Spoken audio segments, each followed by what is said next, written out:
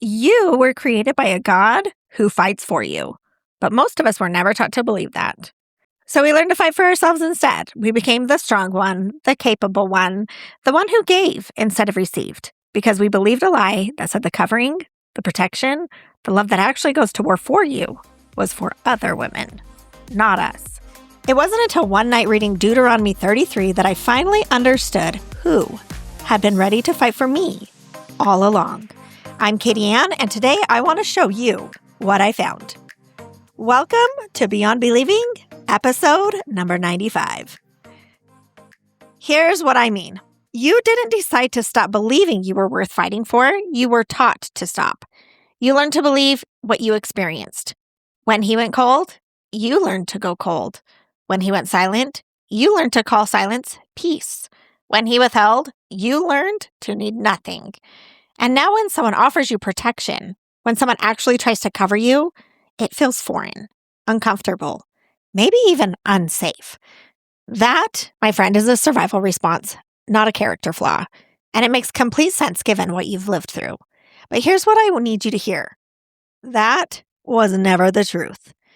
I grew up believing I wasn't worthy of being covered, protected, or provided for. I didn't have language for it then. I just knew I couldn't count on it. So I built a life that didn't require it. In marriage, I chose a man who would be steady and reliable. Looking back, and I want to say this carefully because this isn't his story to carry, I unknowingly chose someone incapable of truly going to battle with me or for me.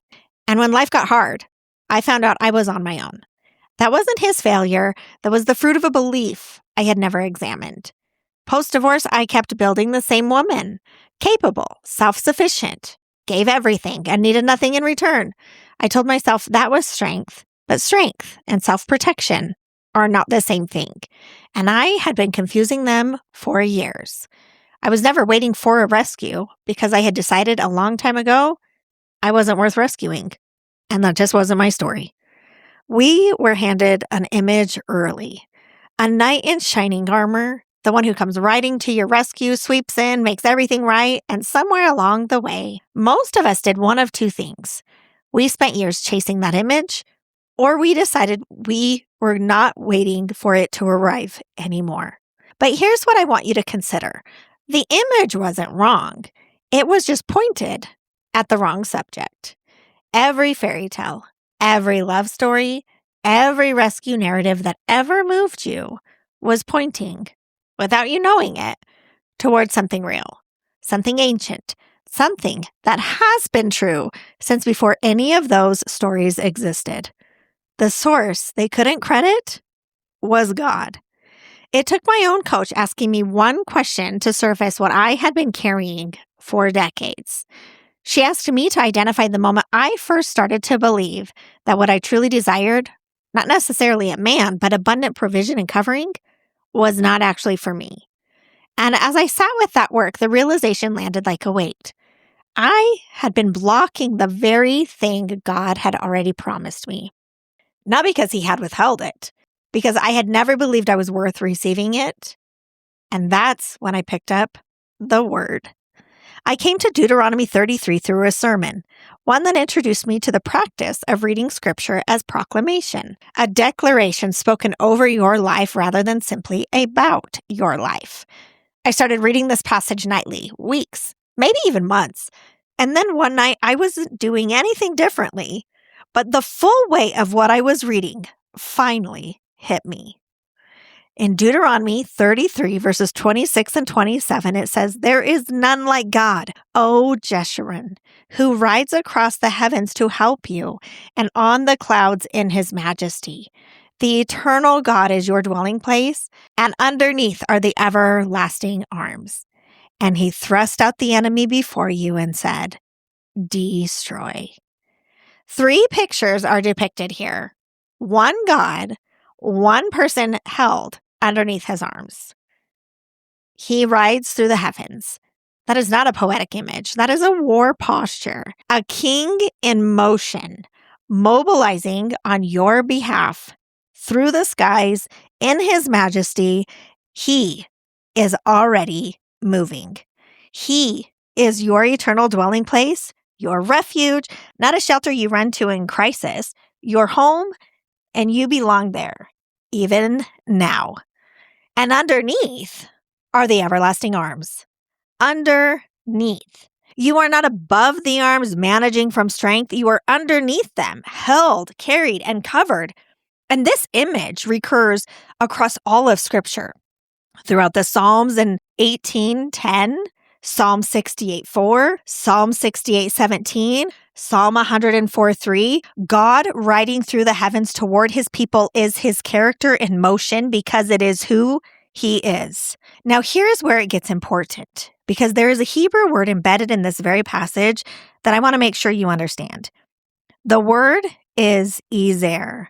It appears in the original Hebrew right here in verse 26. Who rides the heavens to your help. That word for help is ezer. Ezer appears 21 times in the Old Testament. Twice, it describes Eve in Genesis. 16 times, the overwhelming majority, it is used as a name for God himself. It is one of the first words God ever used to describe who he is to his people. The word has two original meanings in Hebrew, to rescue and to be strong. It is military language, and it describes a force of strength moving towards someone who cannot do it alone. Not to take over, but to come alongside.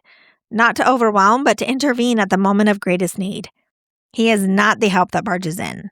He is the help that arrives, fully equipped, completely capable, and right on time.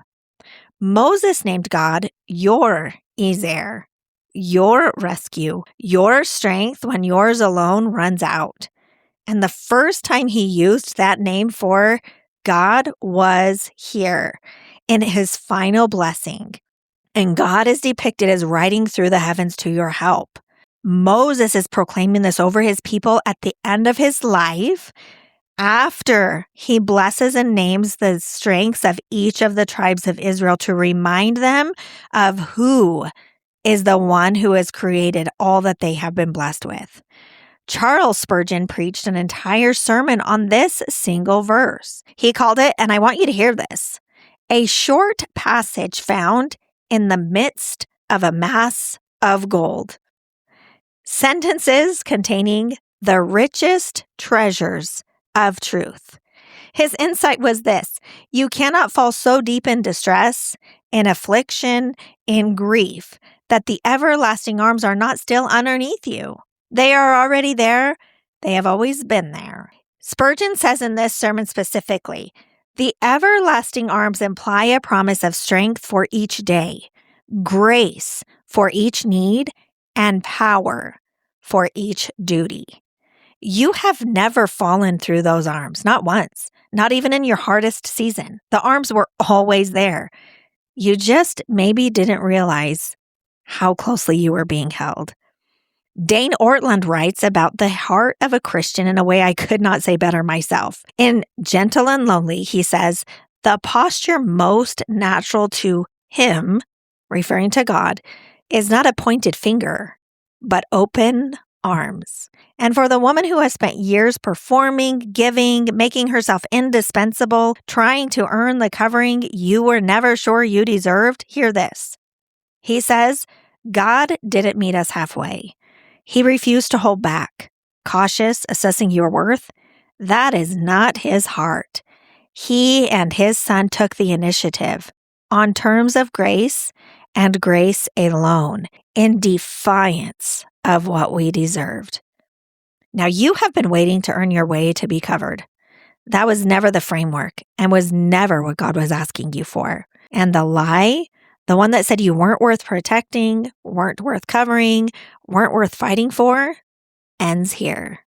Before I tell you what happened to me, I want to make sure you don't miss what I almost missed, because this is the part that changes everything.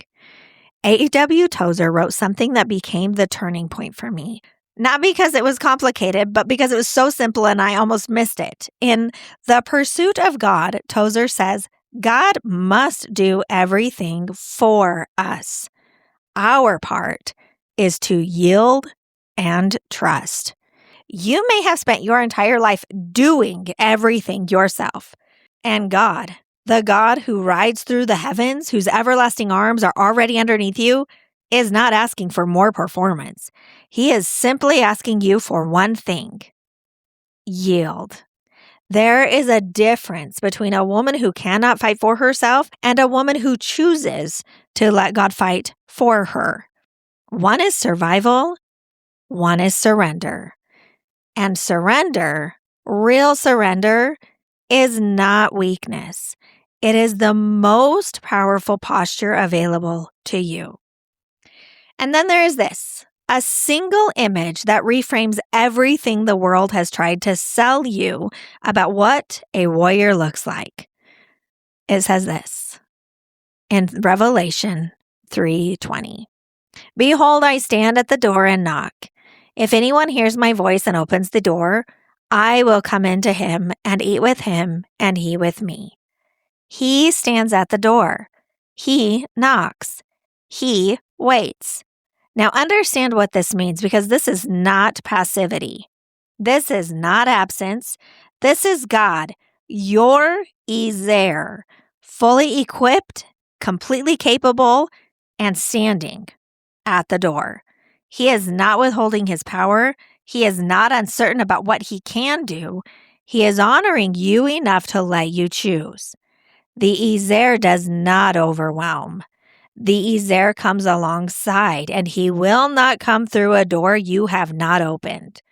The world has taught you that a warrior comes in hot and heavy, full of smooth talk, working to convince you that he is everything you've been looking for, using charm, momentum, moving faster than God ever intended, because he is relying on himself, not on God, to win you. And God does none of that. He stands, he knocks, he respects you, honors you, because he is not trying to convince you of anything. He already knows what he has. He is simply waiting for you to open the door. And here is what this means for your real life right now.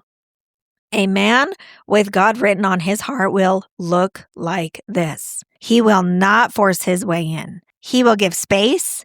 He will give time. He will go to war in prayer on your behalf. He will cover you in the word, the way Ephesians 5:25 describes a husband loving his wife as Christ loved the church, washing her with the water of the word. He will let God do the work of opening the door because he trusts God more than he trusts his own persuasion. That is the difference between the counterfeit and the original. You will know it when you see it, because you have seen the original now. I need to tell you what happened after that night in Deuteronomy 33, because I sat with that passage, with Moses' final blessing over God's people, with the image of the one who had been riding through the heavens toward them the entire time, and something in me finally opened. I told him I was ready. I understood finally what he was trying to tell me, and I was done blocking what he had already promised for me to receive. And things began to move that I hadn't realized until then I had actually been preventing. I heard, not audibly, but in a way I knew was real. I am so glad you finally opened up. He wasn't punishing me for the years I had kept the door closed. He was celebrating that I had finally opened it. My friend, you are not a woman who has to earn her covering. You are not a woman who fights alone. You are not a woman for whom protection was designed for someone else. You were created by a God who rides through the heavens on your behalf. You live in the eternal dwelling place of the one who is your home. And underneath you right now are the everlasting arms. That has always been true. Even on the nights you didn't feel it, even on the days you decided you weren't worth fighting for, you were, you are, and he has never once stopped. This is the work I do in my coaching, not to be the answer, but to point you to the one who is, to remind you that you have access to everything you truly desire and to help you begin living like it today. If you're ready, I created something just for you. It is a free 7-day devotional to help you discern between the truths that God has spoken over you about you and the lies that you have learned to carry from those who are not the one who created you. You can find it at roots.coachkatieann.com. The link is in my show notes. Next week, we go back to a different thread. We have been talking today about who God is to you. Next week, we are going to talk about who you are to Him. Specifically, what it means to be known, not just noticed, truly known by the one who knew you before you knew yourself. Subscribe so you don't miss it. I'll see you then.